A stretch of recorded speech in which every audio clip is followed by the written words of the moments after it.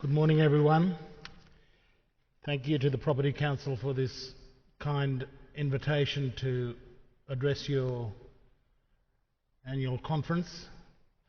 I want to acknowledge the First Nations of this city and First Nations from across the country. I bring greetings from Cape York Peninsula, and I want to talk about the concept of home in our largest sense, as a nation, as a continent, as a people. And the first idea of a love for home, for me, came from the work of the English conservative philosopher Roger Scruton, who wrote a book in 2012 called Green Philosophy. And for those who are concerned about questions about environmental decay, climate change, and all of the ructions in relation to questions of the future of the planet and the sustainability of mankind and the environment, I urge you to read Roger Scruton's Green Philosophy. It is a most compelling discourse on how conservatives ought to think about the environment, climate change, and environmental degradation. And the starting point for Scruton's analysis is his idea of oikophilia, from the Greek meaning love of home, oikos. And he argues that the first conservationists should be conservatives. It should be a natural temper of conservatives that we should be proponents of conservation. We should be the first ones concerned about what we bequeath to future generations. And of course, Scruton's stance in relation to the whole question of climate change, the loss of biodiversity, and the really dangerous future into which we're leading the world, into which we're leading the planet, is a repudiation of the general conservative political stance to these issues. He's at entire odds with the conservative political movement, none of whom have read enough of Scruton's writings. So, that's my starting point.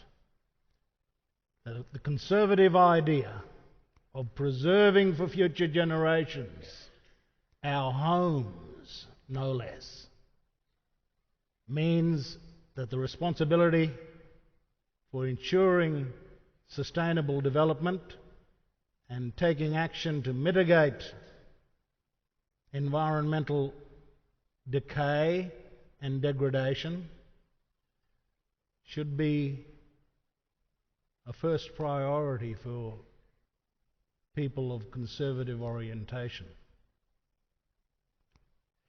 Scruton is at one with Edmund Burke's idea, the great conservative statesman from England, the 17th century, who said that society is a communion between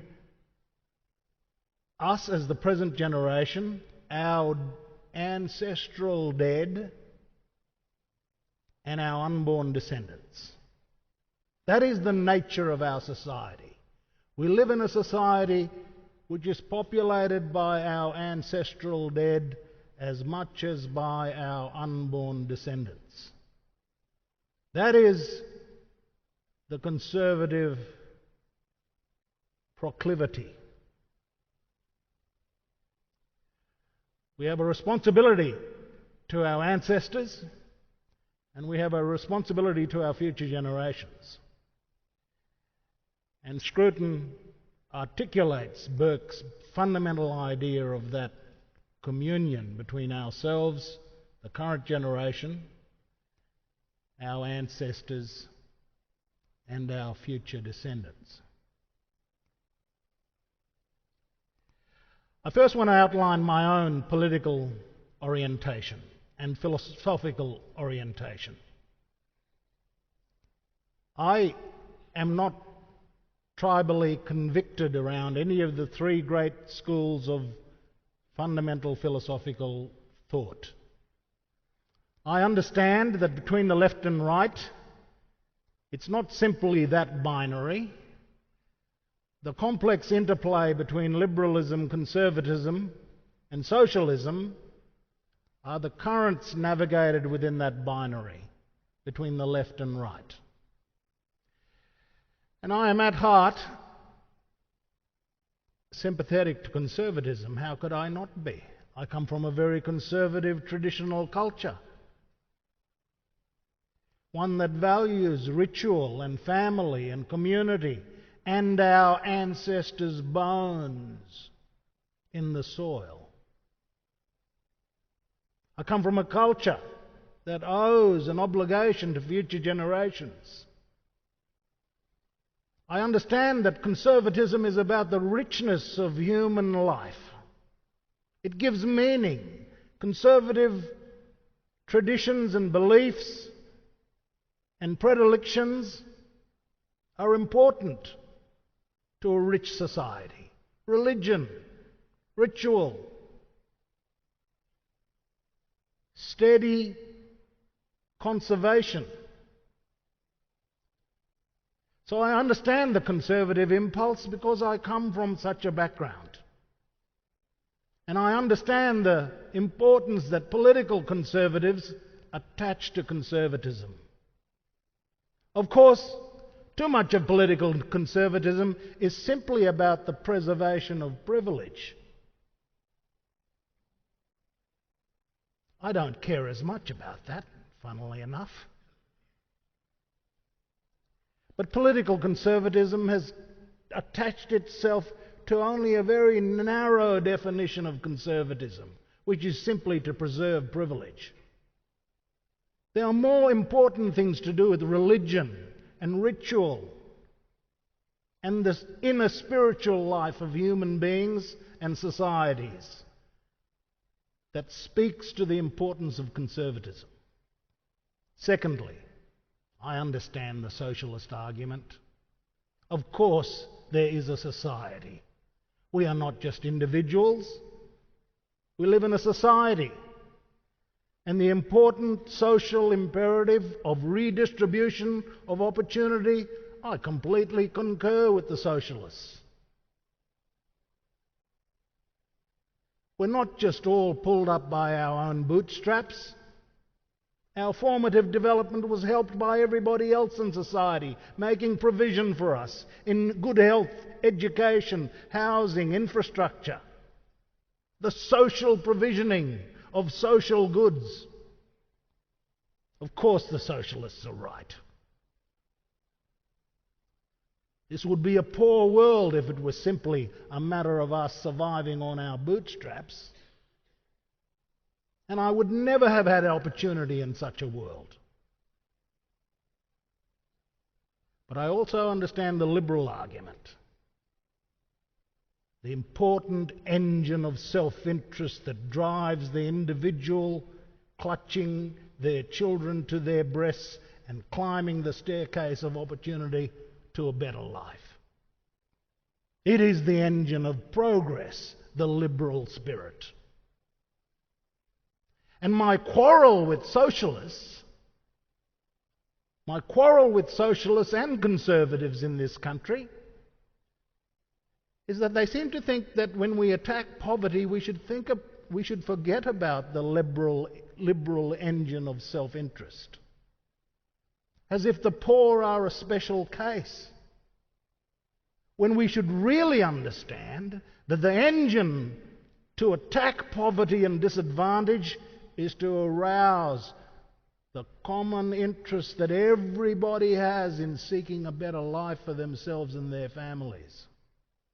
We climb staircases because we want something better for ourselves and our children. It is a flame of desire and motivation, and we should not abjure its importance. If we want to tackle poverty and exclusion and disadvantage, then we should provide opportunity and allow the poor to climb the same stairs that we wake up every day having at the front of our noses, as David Hume once said.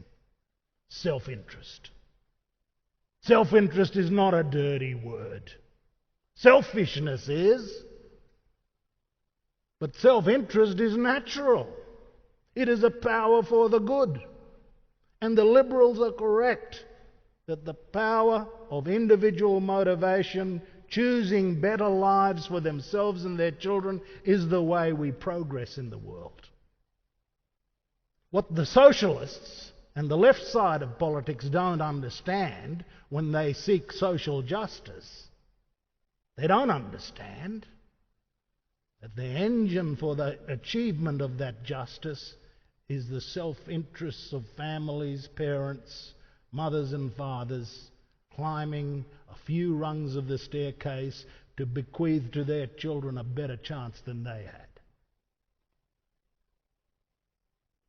So, that's my orientation. And at the centre of that complex amalgam and interplay, great societies have all of those three things present in an appropriate balance. Great societies have conservatism. Great societies respect a socialist ethic. And great societies allow space for liberal endeavour. I seek the radical centre of the three. The great radical centre. And philosophically and politically, I seek and I hunt for the radical centre of those philosophies. Understanding that they're all important in their own way. But instead in this country we are riven on the polarity. Riven between left and right. We have never had a huntsman for the radical centre since Paul Keating gave politics away. He was from the left, but he understood the liberal power of self-interest and unleashing entrepreneurship. But he wasn't one of these people who simply thought it's a matter of bootstraps that we do good. He understood the importance of social redistribution and fairness. We should grow the cake in order to share the cake. But Labor has fallen towards the left again. It has abjured and lost the radical centre. The great challenge for a forthcoming Shorten government will be whether they reclaim the legacy of Hawke and Keating in driving the radical centre of Australian policy, the brilliant centre.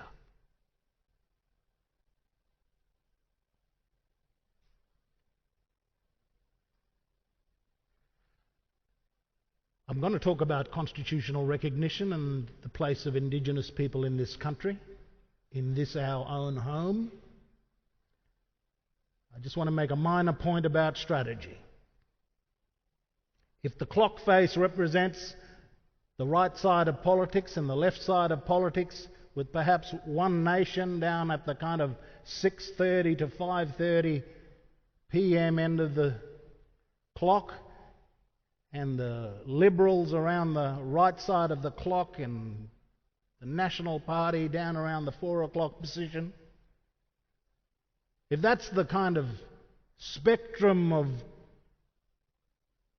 political allegiance across the nation, well, a 3% advocacy on behalf of Australia's Indigenous peoples has got to be strategic. Some of our wins come through persuading half of the Parliament to run with us and to uphold justice on our part. The fight for the Native Title Act was a fight with Paul Keating for justice, and it was a 51% strategy. We had to prevail against the inclination of the political right at the time to wipe out native title. So we necessarily joined forces with the Labor government in 1993 in pursuing a 51% agenda to uphold the Mabo decision. Now we're embarked upon a strategy for constitutional recognition. And the challenge we have here is we have to convince a majority of voters in a majority of the states, the so-called double majority. A massive Herculean task. So our strategy necessarily must be 90%. We have got to try once again to enjoin almost all Australians in putting their hands up for recognition. So strategically, we have been pursuing a strategy of engaging conservative Australia. And the problem with people from the left side of politics, where most Indigenous people and leaders come from, is that that is a strange orientation to work with the right to put together a 90% coalition. And so I pursued a strategy for over 10 years of trying to engage the political and cultural right in relation to the challenge of recognition. In other words, it's easy to hunt at 7 o'clock with all your old lefty mates at the Balmain Town Hall. The hard business is hunting at 4 o'clock in the afternoon. That's where you've got to go out to Roma. And you've got to go out to where decent conservatives live and attempt to bring them on board for recognition. And indeed, we find ourselves in 2018 with our most stalwart supporters coming from conservative Australia. The people who constructed the concept of the voice to the Parliament are constitutional conservatives. They're the most conservative people when it comes to the Australian Constitution you can come across. They hesitate in changing an apostrophe in the Constitution, let alone introducing Indigenous recognition. And yet it is that group of constitutional conservatives, led by Professor Greg Craven at the Australian Catholic University, it is that group that have found common ground with us. We have hunted at the 4 o'clock position and we've planted a flag in that position. Because the constitutional conservatives formed an organisation called Uphold and Recognise. In other words, uphold the Constitution and recognise the Indigenous people. That is what the radical centre means in politics. How is it that you can bring together the left and the right in a common position that works for both?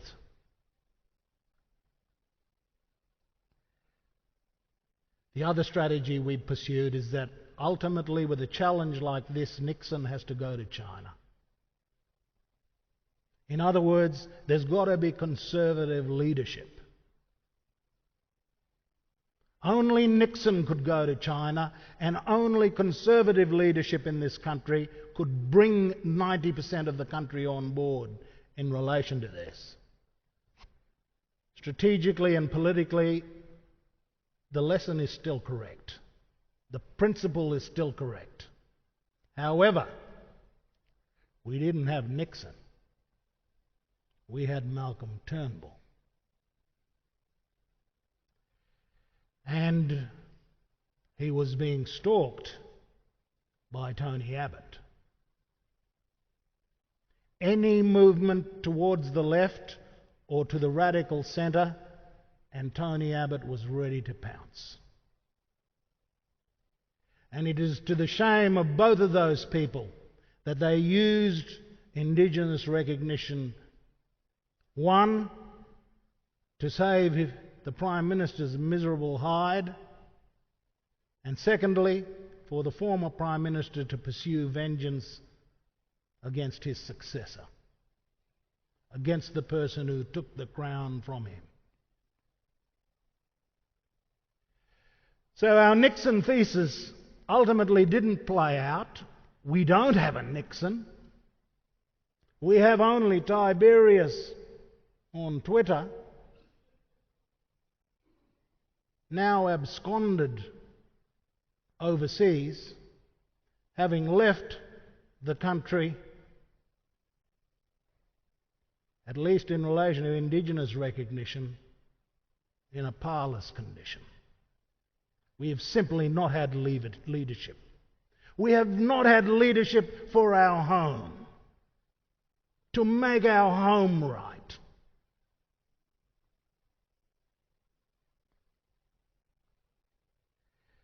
The Uluru Statement from the Heart was arrived at through a process of dialogue across Indigenous Australia over 6 months in 2017 and resulted in that statement.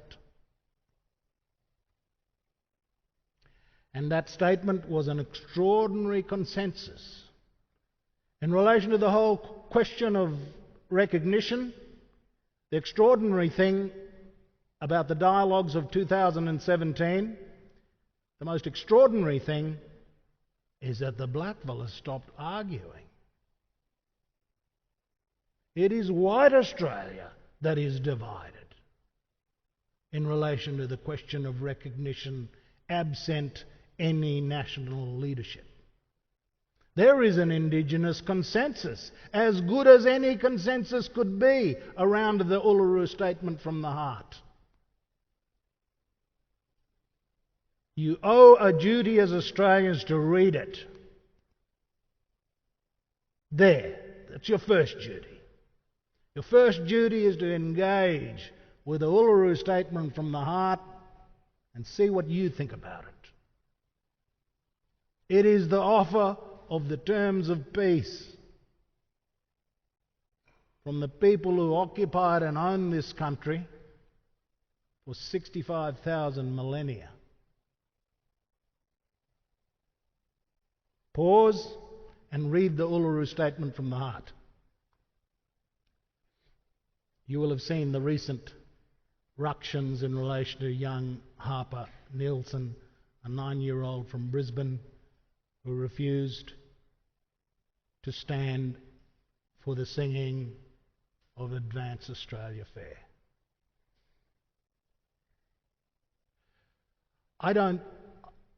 My own personal view is that I think Harper has belled the cat on our national anthem. I say this not to offend you. I say this not to at all offend anyone in relation to an important instrument in the national symbolic life of our country. It is just that she has declared that the Emperor is naked. From the mouth of an innocent child has come the words that we all know are true. Of course she's right that we are not a young country. We're the oldest country on earth. And how much longer can we cling to such a frail idea that we are such a young nation?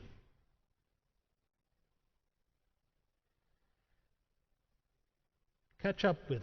I really believe Harper's courage is going to become a historic milestone. We can never hear those words again without hearing its frailty and weakness. It is not a robust symbol of Australia and the Australian people. She is going to force us to think about this for years to come. And her voice will not recede until we do something about it. It's a bit like terra nullius, yeah? For 204 years, our law presumes that this land was ownerless. Terra nullius, a land without owners. And we clung to that myth for 2 centuries. And finally, the High Court had to dispose of it on 3 June 1992 with the Mabo decision. We are ones for hanging on desperately to frail untruths, to frail myths. And young Harper Nielsen is going to be remembered as the one who had the courage to bell the cat, to ask us to reconsider, and to put something more truthful and robust in its place.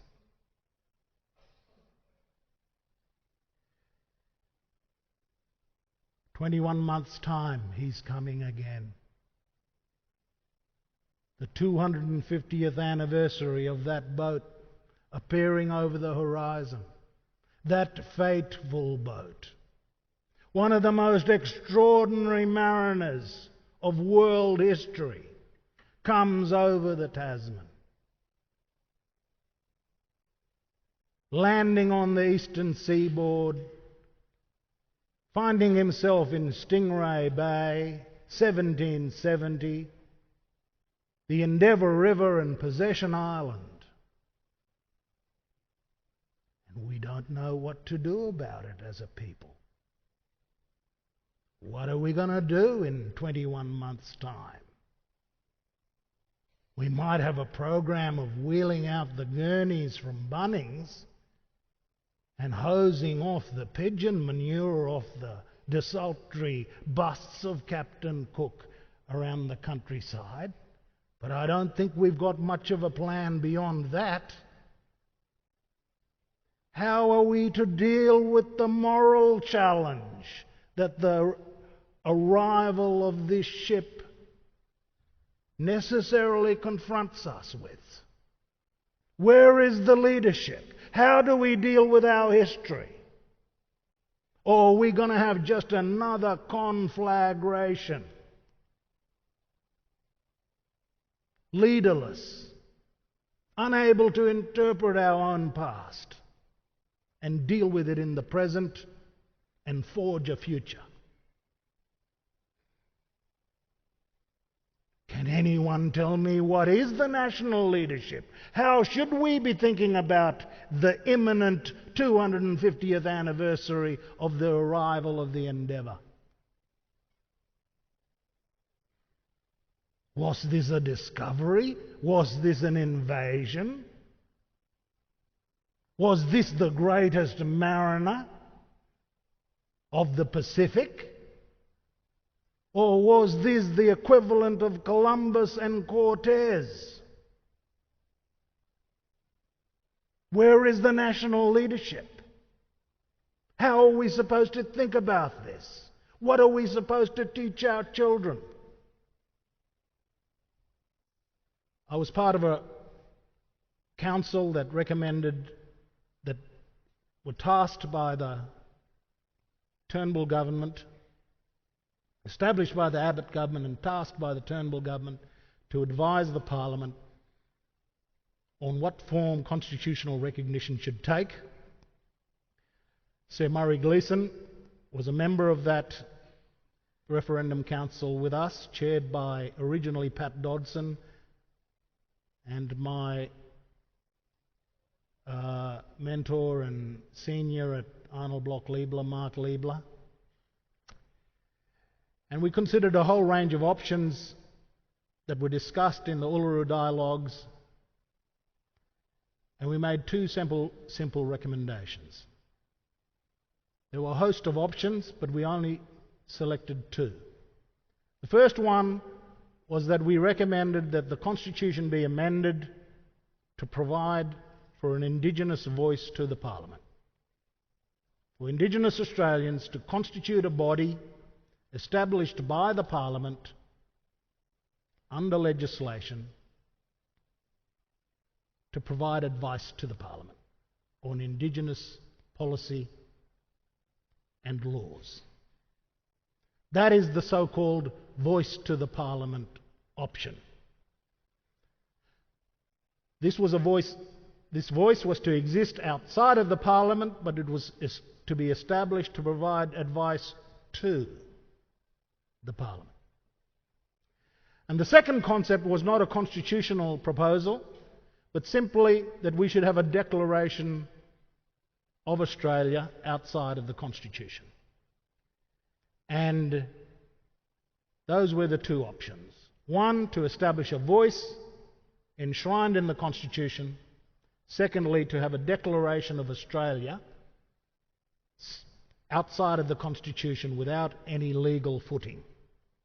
This declaration would be like the Declaration of Independence in the United States, having no constitutional footing, but be a kind of moral statement on behalf of the nation, declaring who we are as Australians. Those were the two ideas, and Malcolm Turnbull rejected them in October last year. But he rejected them in a circumstance where he was being furiously stalked by his predecessor. And I think those of you who followed that debate would understand that the arguments that he put out there in rejecting those recommendations were without any merit and without any sincerity. So, now, here we are, almost a year after the Cabinet's rejection of those two recommendations, and the question of Uluru still remains. And I believe the question that has to be put to the Australian people, what we have to do is we have to put the question to the Australian people for their answer. And the question has to be something like, do you agree that the Constitution be amended to establish a voice for Aboriginal and Torres Strait Islander peoples to advise the Parliament on laws and policies affecting them? That's the question we want the Australian people to answer. Yes or no? Now, there's a lot of commentary around the place that says, oh, if the Australian people rejected recognition and said no to that question, that would be a very bad thing. Well, my view is that there's one thing worse than the Australian people saying no, and that is that the question be never put to them. That is worse. It is worse to prevent the Australian people from having a say in relation to this very modest proposal. Okay. I'm almost out of time. I want to propose, in order to provoke some discussion and thinking around this idea of a declaration of Australia, I want to propose some words for such a declaration. And I'll close my talk with the words of this draft. So, a draft might go such as follows. Whereas three stories make Australia: the ancient Indigenous heritage, which is its foundation; the British institutions; built upon it, and the adorning gift of multicultural migration. I think that's what Australia, that's who we are. What are we? I think we consist of three parts. The ancient indigenous heritage, which is its foundation, the British institutions built upon it, and the adorning gift of multicultural migration. And whereas Aboriginal and Torres Strait Islander tribes were the first nations of the Australian continent and its islands, possessed under ancient laws and customs, according to the reckoning of culture from the creation, according to the common law from time immemorial, and according to science for more than 65 millennia, this is a spiritual notion. The ancestral tie between the land, or Mother Nature, and the Aboriginal and Torres Strait Islander peoples who were born therefrom remain attached thereto and must one day return thither to be united with their ancestors. We recognise and honour the First Nations who discovered Australia as their sovereign possession, the oldest continuing civilization in the world.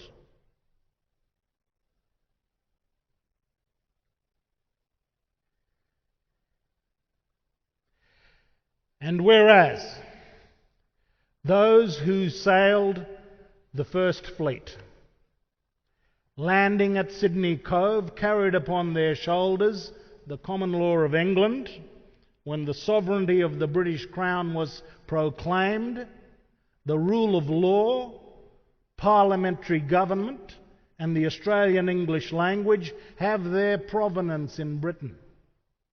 From eyes on board ship, this was a settlement, and from eyes on shore, an invasion. We recognise the eve of the 25th and the dawn of the 26th January 1788 as a profound time for all of us, when ancient Australia became the new Australia. We recognise and honour the Britons and Irish, convict and free, who founded our institutional heritage, making our Commonwealth from 1901 a great democracy of the globe. And whereas peoples the earth over brought their multitude of cultural gifts to Australia, that we celebrate diversity in unity makes us a beacon unto the world. We recognise and honour our new Australians. When we renounced the White Australia policy, we made a better Commonwealth. We show that people with different roots can live together, that we can learn to read the image bank of others, that we can look across the frontiers of our differences without prejudice or illusion, because interesting things happen at the interface between cultures. Now, therefore, with earnest and open hearts and a strong desire to fill the lacuna, after more than 2 centuries, we make this declaration of Australia and the Australian people, to see our reflections in each other and recognise one and all. Our history is replete with shame and pride, failure and achievement, fear and love, cruelty and kindness, conflict and comity, mistake and brilliance, folly and glory. We will not shy from its truth. Our storylines entwine further each generation. We will ever strive to leave our country better for our children. We will honour the Uluru Statement from the heart and make good upon it. Whilst English is the shared language of our Commonwealth, mother tongues name the country and sing its songlines, and we do not want for them to pass from this land. They are part of the cultural and natural wonder of our country, that is the campfire of our national soul, and the pledge of care and custody we owe our ancestral dead and unborn descendants. After the battles of our frontier wars fell silent, diggers from the First Nations joined their settler and new Australian comrades in the crucibles of Gallipoli and Kokoda, and there distilled the essence of our values. That our mateship is and will always be our enduring bond. That freedom and the fair go are our abiding ethic. That our virtues of egality and irreverence give us courage to have a go. That we know we can and always will count on each other. 3 stories make us one, Australians. Well, I'm a big fan of Paul Keating, obviously, and the Hawke-Keating governments. I think Labor made a big mistake repudiating the Hawke-Keating legacy after '96. And Labor shifted to the left. And that brilliant amalgam that was forged during the 1980s and the early 90s was lost.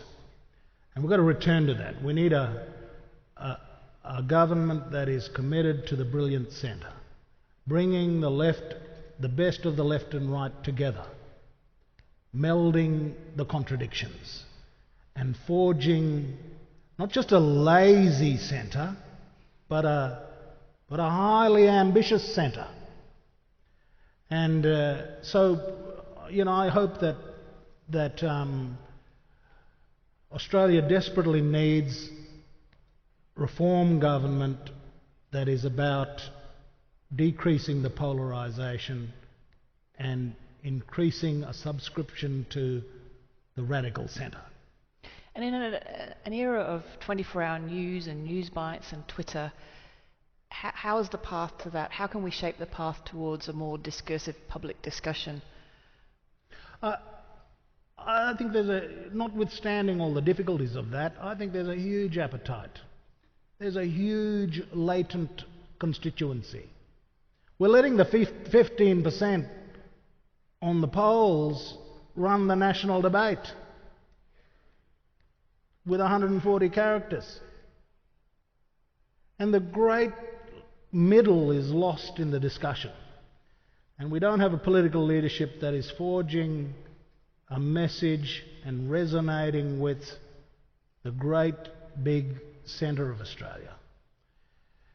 And I think I go around the countryside and I see that there's this latent demand, but any kind of latent demand needs leadership to mobilise, and I don't see that at the national level. And you often talk about you walking in 2 different worlds. Can you unpack that a bit for us? What does that mean for you? Well, my policy has always been to be like the Jews. We can keep our religion, identity, language, sense of community, our sense of history, vigilance against racism, but at the same time confidently participate in the world. They're a marvellous model for us about how you can keep your own culture and identity and traditions and community whilst at the same time participating at the forefront of public life and the wider community. That's what I mean by walking in 2 worlds. This ability to maintain a communal identity at the same time as participating at the forefront of what the world has to offer us. And of course, the Jewish community are an exemplar of that capacity to preserve identity and a communal culture, whilst at the same time participating in the wider world. Well, I think we've got to grapple with some of these things that we've kind of put in the too hard basket or kept on the periphery of our vision for too long. For some reason, we were the last country to ditch terra nullius. Our English common law cousins in North America, Asia, New Zealand had their Mabo decision in 1859. We didn't have our Mabo decision until 1992. So we're very slow in ditching the old fables, the old kind of things that we've clung to. The idea that we are a young country. We're not a young country. If you're going to include Indigenous Australia in the definition of your nation, we are the oldest nation on earth. Yet we cling to these kind of stuff even as the paper falls apart in our hands, crumbles in our hands. It's time for us to step up, guys. This is your country. This is the Australia you define. And you've got to take some responsibility for it. Engage in the debate. Have your say. This whole question of recognition is not just recognising the blackfellas. You're going to actually look in a mirror and recognise yourself. That's how profound the question is. Just not a minor debate to do with blackfellas over on the periphery or in the desert or at the edge of our imaginations. This is about recognising yourself, who you are. Who are we as Australians? Recognition is a mirror. And we should all be engaged in this. Migrants, descendants of the Irish and British settlers. And we've got to come to grips with some of these historical issues. Of course, we can reconcile what happened in Sydney Cove. Of course the people on the ship thought that they were settling, but the people on shore absolutely knew that they were invading. We can't just expect us to coalesce around a history that doesn't want to talk about invasion.